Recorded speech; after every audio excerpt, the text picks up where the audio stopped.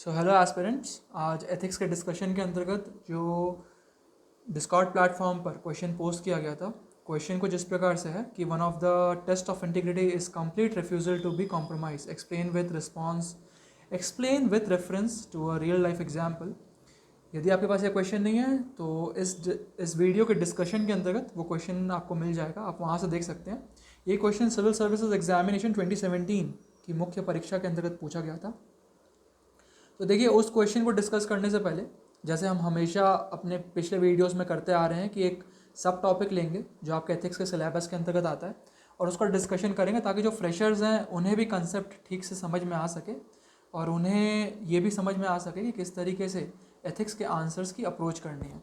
तो चलिए आज के सब टॉपिक को शुरू करते हैं। सब टॉपिक है फंक्शंस ऑफ एटीट्यूड।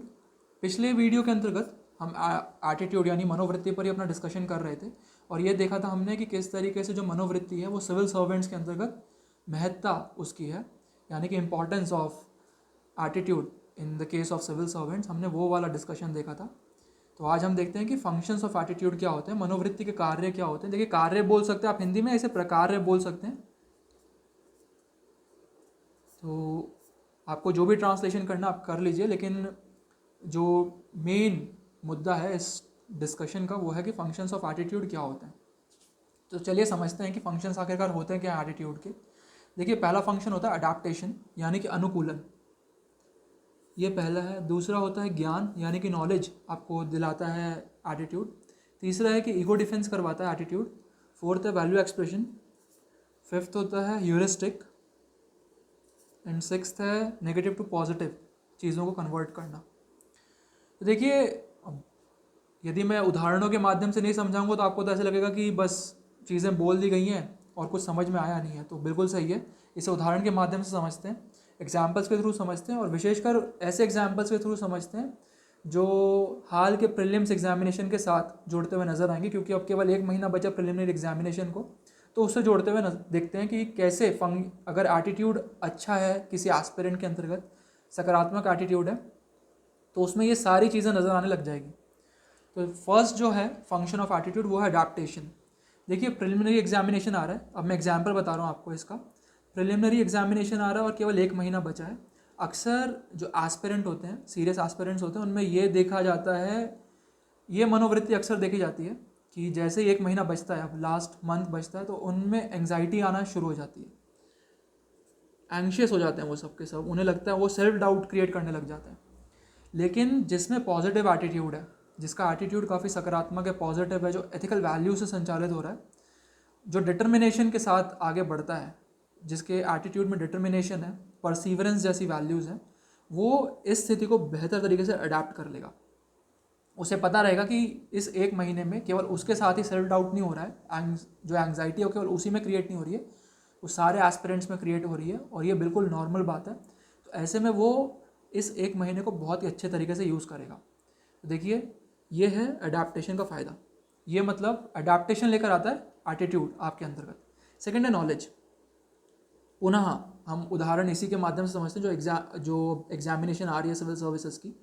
देखिए, लास्ट मंथ बचा है, इस महीने में क्या होता है कि बच्चे या जो एस्पिरेंट्स होते हैं वो बहुत ही ज़्यादा पढ़ने की कोशिश करते हैं, क्वांटिटेटिव वाइज वो या क्वांटिटी वाइज वो लोग काफ़ी घंटे स्टडी करते हैं, लगभग 15-16 घंटे वो पढ़ेंगे, लेकिन जो क्वालिटी एस्पेक्ट होता है वो कम हो जाता है। तो ऐसे में जो नॉलेज होती है, नॉलेज का जो क्वालिटी एस्पेक्ट है वो गिरता चला जाता है। तो जिसके पास यहाँ पर सकारात्मक एटीट्यूड होगा, जो पॉजिटिव एटीट्यूड के साथ आगे बढ़ेगा, वो इन कम घंटों के अंतर्गत भी, भले वो 6-7 घंटे पढ़ रहा होगा, फिर भी वो बेहतर नॉलेज यहाँ पर ले पाएगा, नॉलेज को एक्सट्रैक्ट कर पाएगा पॉजिटिव एटीट्यूड के साथ। तो ये देखिए आप कि एटीट्यूड किस तरीके से नॉलेज गेनिंग में भी प्रमुख भूमिका निभाता है। तीसरी चीज़ है ईगो डिफेंस। देखिए, ईगो डिफेंस किस तरीके से या एटीट्यूड किस तरीके से आपका ईगो डिफेंस करवाता है। फॉर एग्जांपल, जैसे कि अभी इस 1 मंथ में क्या होगा कि कुछ एस्पिरेंट्स के कुछ ऐसे दोस्त भी होंगे जो उन्हें नकारात्मक तौर पर या डीमोटिवेट करने की कोशिश करेंगे। उन्हें दर्शाएंगे उनके दोस्त की, अरे तुम्हारा तो एग्जामिनेशन ही क्लियर नहीं हो पाएगा, तुम आगे बढ़ ही नहीं पाओगे, प्रिलिमिनरी एग्जामिनेशन कैसे निकालोगे, तुम तो यही आंसर नहीं बना पा रहे हो। कुछ इस प्रकार के दोस्त होंगे उन एस्पिरेंट्स के जो सीरियस एस्पिरेंट्स होते हैं, या हो सकता है उनके पेरेंट्स ही उनमें सेल्फ डाउट क्रिएट करवाने लग जाएं उनके पेरेंट्स ही उन पर प्रेशर बनाने लग जा रहे, तुमने तो अभी पढ़ा ही नहीं है, तुम ये सब चीज़ें नहीं पढ़ रहे हो, कैसे एग्जामिनेशन निकलेगा। तो ऐसे में जिस एस्पिरेंट का पॉजिटिव एटीट्यूड होगा वो इन सब चीज़ों को ठीक तरीके से झेल पाएगा, ईगो डिफेंस उसका अच्छे से काम करेगा यहाँ पर। नहीं तो कई एस्पिरेंट्स का क्या होता है ना कि जब इस तरीके की नकारात्मक बातें आसपास चलने लगती है तो उनका सेल्फ ईगो ही हिलने डुलने लगता है, सेल्फ डाउट्स क्रिएट हो जाते हैं और ईगो डिफेंस अच्छे से काम नहीं करता है। तो ऐसे में अगर पॉजिटिव एटीट्यूड है तो ईगो डिफेंस भी बेहतर तरीके से काम करेगा। चौथी चीज़ है वैल्यू एक्सप्रेशन। वैल्यू एक्सप्रेशन कैसे काम करता है, देखिए यदि आप यूपीएससी से जोड़ रहे हैं तो आपने टीवीएफ एस्पिरेंट्स एपिसोड, जो एस्पिरेंट्स वेब सीरीज़ थी उसके बारे में ज़रूर सुना होगा और उसमें संदीप भैया के बारे में ज़रूर सुना होगा। तो देखिए जो संदीप भैया हैं उन्होंने भले ही लाइफ में कितने भी फेलियर्स देखे रहते हैं, विशेषकर सिविल सर्विसेज एग्जामिनेशन को लेकर, लेकिन वो हमेशा एक आईएएस बनने के लिए और जो आईएएस की वैल्यूज़ होती हैं उसे हमेशा हर एपिसोड में उन्होंने एक्सप्रेस किया ठीक तरीके से। चाहे उनके आसपास कितने भी लोग हों जो नकारात्मक अवधारणाएं रखते हों, लेकिन वो अपनी वैल्यूज़ बहुत सकारात्मक तरीके से या पॉजिटिव वे में एक्सप्रेस करते थे क्योंकि उनका एटीट्यूड बहुत पॉजिटिव था। और इसी पॉजिटिव एटीट्यूड के चलते संदीप भैया इतने फेमस हुए थे। तो जब आप में पॉजिटिव एटीट्यूड होगा तो आप भी अपनी वैल्यूज़ को बहुत अच्छे तरीके से एक्सप्रेस कर पाएंगे। तो इसलिए पॉजिटिव एटीट्यूड या मनोवृत्ति का इतना महत्व हो जाता है। देन जो नेक्स्ट इंपॉर्टेंट फंक्शन है वो है ह्यूरिस्टिक। ह्यूरिस्टिक का हिंदी में अनुवाद होता है अनुमानी। देखिए पुनः इसको हम सिविल सर्विसेज का जो एग्ज़ाम है, प्रिलिमिनरी एग्जामिनेशन, उसके उदाहरण के माध्यम से समझने की कोशिश करते हैं। जब आप प्रिलिमिनरी एग्जामिनेशन में जाएंगे तो एक सीरियस एस्पिरेंट से भी क्या चीज़ होती है कि उससे हार्डली 40 या 45 क्वेश्चंस बनते हैं और जो बाकी के 45 क्वेश्चंस होते हैं, क्योंकि ऐसा माना जाता है कि यदि आप जा रहे हैं प्रिलिमिनरी एग्जामिनेशन को देने के लिए तो मोर देन 85 क्वेश्चंस बनाकर ही आइए। तो यदि 40 से 45 क्वेश्चन ही बन रहे हैं तो बाकी 40-45 क्वेश्चन तो यानी कि जो एक सीरियस एस्पिरेंट है वो तुक्का ही मारेगा, गेस खेलेगा। और ये गेस या ये अनुमान तब सकारात्मक तरीके से होगा जब आपका एटीट्यूड पॉजिटिव होगा। यदि आप घबराए हुए होंगे एग्जामिनेशन हॉल के अंतर्गत या कोई एस्पिरेंट ही एग्जामिनेशन हॉल के अंतर्गत घबराया हुआ होगा तो जो उसका अनुमान होगा या जो उसका ह्यूरिस्टिक ठीक तरीके से काम ही नहीं करेगा क्योंकि एटीट्यूड काम सही नहीं कर रहा है वहाँ पर।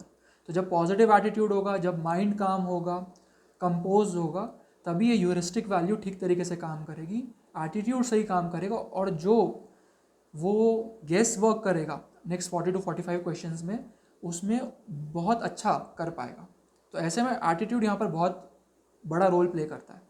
और जो लास्ट है एटीट्यूड का फंक्शन है वो है नेगेटिव टू पॉजिटिव।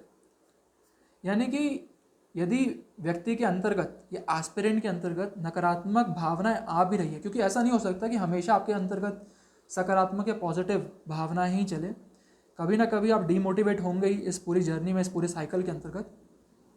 और जब आप डीमोटिवेट होंगे तो आपका एटीट्यूड ही होगा जो आपको सही दिशा में वापस लेकर आएगा, यानी कि पॉजिटिव डायरेक्शन में फिर से खींचेगा। यदि आपका एटीट्यूड नेगेटिव है, एटीट्यूड नकारात्मक है, मनोवृत्ति नकारात्मक है, तो जब आप डीमोटिवेट होंगे तो काफ़ी लंबे समय तक फिर आप डीमोटिवेट ही रह जाएंगे। आपको लगेगा कि अरे मेरे अंदर मोटिवेशन क्यों नहीं आ रहा है। लेकिन यदि आप एक पॉजिटिव एटीट्यूड वाले पर्सन होंगे, पॉजिटिव एटीट्यूड से भरे हुए एस्पिरेंट होंगे, तो डीमोटिवेशन आप में बस कुछ ही चंद, जो जिसे बोला जाता है चंद पलों के लिए रहेगा। यानी कि मान लीजिए 1-2 घंटे तक आप बस डीमोटिवेट रहेंगे, उसके पश्चात आप वापस मोटिवेशन या वापस डिसिप्लिन में आ जाएंगे। नहीं तो यदि आप में नेगेटिव एटीट्यूड है तो वो डीमोटिवेशन आपको 5, 6, 7, 8 दिन भी ख़राब कर सकता है आपके। इसलिए पॉजिटिव एटीट्यूड रहना इतना ज़रूरी हो जाता है। तो ये सारे फंक्शंस थे एटीट्यूड के, ये कंसेप्ट डिस्कशन हो गया। तो चलिए आज का प्रश्न देखते हैं। प्रश्न जैसे मैंने पहले ही बता दिया है, यदि आपके पास नहीं है तो आप इस वीडियो के डिस्क्रिप्शन बॉक्स के अंतर्गत वो प्रश्न देख सकते हैं। सिविल सर्विसेज एग्जामिनेशन 2017 के अंतर्गत वो क्वेश्चन पूछा गया है। देखिए क्वेश्चन पूछ रहा है कि one of the test of integrity is complete refusal to be compromise, यानी समझौते से पूर्ण रूप से इनकार करना सत्यनिष्ठा की एक परख है। तो जो क्वेश्चन है उसने सीधा एक स्टेटमेंट दे दिया है। आप देखिए आप स्टेटमेंट को सीधा समझा सकते हैं इंट्रोडक्शन के अंतर्गत। इंट्रोडक्शन में या तो आप सत्यनिष्ठा को समझा सकते हैं क्योंकि वो वैल्यू सीधा पूछ रहा है सत्यनिष्ठा क्या है, उसे समझा दीजिए। या तो फिर आप चाणक्य की लाइन यूज़ कर सकते हैं जो उन्होंने अर्थशास्त्र में कही है कि किसी भी प्रशासक या किसी भी शासक को हमेशा हर समय सत्यनिष्ठ या ईमानदारी को ही दर्शाना चाहिए, ईमानदारी के अलावा उसे और कुछ भी मूल्य नहीं दर्शाना चाहिए। तो ये चाणक्य ने अर्थशास्त्र में कहा है। आप सीधा इस लाइन से भी स्टार्ट कर सकते हैं। तो ये 3 टाइप के इंट्रोडक्शन हो सकते हैं, आप चाहे तो कोई भी अपना सकते हैं।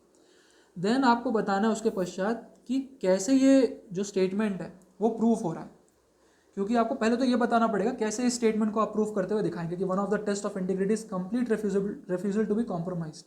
तो उसे आपको प्रूफ करके दिखाना है। उसके लिए आप 1 या 2 उदाहरण दर्शा सकते हैं। जैसे टी एन शेषन जी का उदाहरण दे दीजिए, जो चीफ इलेक्शन कमिश्नर थे 1990s में, काफ़ी फेमस है। उन्होंने जो हमारे देश में इलेक्शंस के अंतर्गत जो इलेक्ट्रल कार्ड्स मिलते हैं हम लोगों को, उसकी व्यवस्था की। जो वोटर आईडी कार्ड्स होते हैं उसे उन्होंने लेकर आया। जबकि जब वो वोटर आईडी कार्ड का कंसेप्ट लेकर आ रहा था, तो जितने नेतागण थे उन्होंने बहुत प्रोटेस्ट किया था, लेकिन टी एन शेषन जी अपनी इस बात पर बिल्कुल भी कॉम्प्रोमाइज़ उन्होंने नहीं किया कि वह वोटर आईडी कार्ड नहीं लेकर आएंगे। चाहे मिनिस्टर्स ने ये भी बोल दिया कि वो रिज़ाइन कर देंगे, लेकिन टी एन शेषन जी बिल्कुल भी उससे डगमगाए नहीं और टी एन शेषन जी अपनी बात पर अड़े रहे। तो आप ये दर्शा सकते हैं कि किस तरीके से वो बिना कॉम्प्रोमाइज़ करते हुए इंटीग्रिटी पर चले और आज वोटर आईडी कार्ड इलेक्शन के अंतर्गत नज़र आता हुआ दिखता है। दूसरा उदाहरण आप दे सकते हैं मंजुनाथ शमनुगम जी का। देखिए, ये IOCL के अंतर्गत थे। इन्होंने IOCL में जो करप्शन था उसे बाहर निकाला था और इस करप्शन को बाहर निकालने के लिए उन्हें अपनी जान भी गंवानी पड़ी, लेकिन उसके पश्चात वो इंटीग्रिटी या सत्यनिष्ठा से डगमगाए नहीं। तो आप इन उदाहरणों के माध्यम से दर्शा सकते हैं कि कैसे वो स्टेटमेंट जो क्वेश्चन में दिया गया वो प्रूफ होता हुआ नजर आता है। देन आपको बताना है क्यों, वाई एस्पेक्ट भी आपको डील करना है, क्योंकि जो क्वेश्चन पूछ रहा है, जो लाइन दे रहा है क्वेश्चन, उसे आपको बताना पड़ेगा कि क्यों ऐसा होता है। क्यों हमें, यदि हम किसी भी तरीके से समझौते से इनकार नहीं करते हैं या समझौते से इनकार करने से मना कर देते हैं, तब भी सत्यनिष्ठा होगी। तो वो आपको दर्शाना पड़ेगा। तो आपको बताना पड़ेगा क्यों वाला एंगल, यानी कि जब एडवर्स सिचुएशंस होती है, जब बहुत ही कठिन परिस्थितियां होगी, तभी आपका जो कंसायंस है, अंतरात्मा है, उसकी परीक्षा होती है, जो मूल्य है उसकी परीक्षा होती है। तो जब कठिन परिस्थितियां आएंगी तभी इन चीज़ों की परीक्षा होगी, और जब आप इनमें खरे उतरेंगे तभी आप सत्यनिष्ठा का पालन करेंगे, यानी कि इंटीग्रिटी का पालन होगा आपका। तो आपको ये बताना पड़ेगा लिख कर कि ऐसे टेस्ट ऑफ कंसायंस होता है, टेस्ट ऑफ वैल्यूज़ होती है। और जब कोई भी नहीं है आपके आसपास, आपको भी ये पता है कि आपको कोई भी नहीं देख रहा है, तब क्या आप इंटीग्रिटी का पालन करते हैं कि नहीं करते हैं, उस समय वो चीज़ें टेस्ट होती है। तब जब आपने अगर कॉम्प्रोमाइज़ नहीं किया, भले आपको कोई भी नहीं देख रहा हो, यदि तब भी आप सत्यनिष्ठा का पालन कर रहे हैं, तब भी आप ईमानदारी का पालन कर रहे हैं, तो उसे बोला जाएगा कि हाँ, आपने कोई कॉम्प्रोमाइज़ नहीं किया और आप एक इंटीग्रिटी वाले पर्सन हैं। तो यहाँ पर आप उदाहरण दे सकते हैं मणिवन्नन जी का। मणिवन्नन जी IAS ऑफिसर हैं कर्नाटका, बेंगलुरु में। जब ये बेंगलुरु म्यूनिसिपल कॉरपोरेशन के चेयरमैन के पोस्ट पर थे, तो वहाँ पर उन्होंने अपने ऑफिस के अंतर्गत CCTV लगा दिया था और CCTV की लाइव फुटेज वो इंटरनेट पर सीधा का सीधा प्रसारण करते थे उसका, ताकि कोई भी करप्ट एक्टिविटीज़ यदि वो कर रहे हैं तो सीधा सीधा जनता उन्हें देख सके। तो इस तरीके की जो इंटीग्रिटी वाली भावनाएं हैं मणिवन्नन जी की, वो आप यहाँ पर दर्शा सकते हैं, इस एग्जाम्पल के थ्रू इसे प्रूव कर सकते हैं। देन अब आपको ये बताना पड़ेगा कि तब क्या होगा जब व्यक्ति यदि कॉम्प्रोमाइज़ कर देता है, क्योंकि तब अगर व्यक्ति ने कॉम्प्रोमाइज़ कर दिया तो उसकी इंटीग्रिटी लॉस्ट हो जाएगी, और यदि इंटीग्रिटी लॉस्ट हो गई या ऑनेस्टी लॉस्ट हो गई तो समाज पर क्या असर पड़ता है, एडमिनिस्ट्रेशन पर क्या असर पड़ता है, तब आपको ये चीज़ दर्शानी पड़ेगी। यहाँ पर आप उदाहरण मोहम्मद बिन तुगलक के एडमिनिस्ट्रेशन का दे सकते हैं। मोहम्मद बिन तुगलक भले ही बहुत ईमानदार व्यक्ति था, लेकिन जो उसके एडमिनिस्ट्रेटर्स थे वो बहुत करप्ट थे, वो इंटीग्रिटी का पालन ही नहीं करते थे, कॉम्प्रोमाइज़ कर जाते थे सिचुएशन के साथ। और इसके चलते जो मोहम्मद बिन तुगलक की बहुत ही प्रगतिशील नीतियाँ थी वो सारी की सारी फेल हो गई। तो ये आप यहाँ पर दर्शा सकते हैं।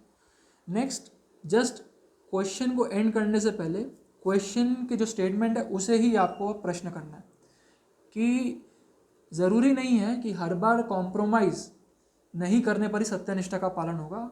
ये भी बताइए कि कई बार कॉम्प्रोमाइज़ कर देने पर भी सत्यनिष्ठा का पालन होता है, यानी compromise, sometimes compromise also brings integrity. ये कैसे, यदि आपने शिंडलर्स लिस्ट मूवी देखी होगी तो जो उसमें हीरो होता है, प्रोटैगनिस्ट होता है, वो झूठ बोलता है, और झूठ बोल के, यानी कि झूठ का सहारा लेकर वो कई जीव्स को बचाता है। तो उसने अपने सत्य बोलने पर या ईमानदारी के मूल्य पर भले कॉम्प्रोमाइज़ किया, लेकिन उसके पश्चात जो उसके मन में मूल्य था कि कई लोगों को बचाना है, क्योंकि सत्यनिष्ठा क्या होती है कि जो आपके मन के अंतर्गत है और जो आप बाहर कार्य कर रहे हैं उन दोनों में तालमेल होना चाहिए। सत्यनिष्ठा का ये एक सिंपल सी डेफिनेशन होती है। तो शिंडलर्स लिस्ट में जो हीरो है उसने क्या किया था, उसने झूठ बोला था नाजी से, जो नाजी सेना थी उनसे झूठ बोला था ताकि वो जीव्स को बचा सके, और ऐसे में उसने सत्यनिष्ठा का पालन करवाया। जो उसके मन के भीतर मूल्य थे कि लोगों को बचाना है, वो बाहर भी उसने इम्प्लीमेंट करवाया झूठ बोलकर। तो कॉम्प्रोमाइज़ करते हुए उसने ये चीज़ का पालन करने पर बल दिया, यानी कि सत्यनिष्ठा को लेकर आया। तो आप ये वाला एक एंगल लेकर आ सकते हैं। एंड देन निष्कर्ष लिखिए, कंक्लूजन में आप ये बता सकते हैं कि कैसे व्यक्तियों के अंतर्गत या भावी पीढ़ी में या वर्तमान एडमिनिस्ट्रेटर्स के अंतर्गत हमें सत्यनिष्ठा को लेकर आना चाहिए। वो वाला आप एक एंगल देकर आप इसको एंड कर सकते हैं। तो मैं आशा करता हूँ आपको चीज़ें समझ में आई होगी। कोई भी डाउट्स होंगे तो प्लीज़ डिस्कॉर्ड प्लेटफॉर्म पर पूछ लीजिएगा। बहुत बहुत धन्यवाद।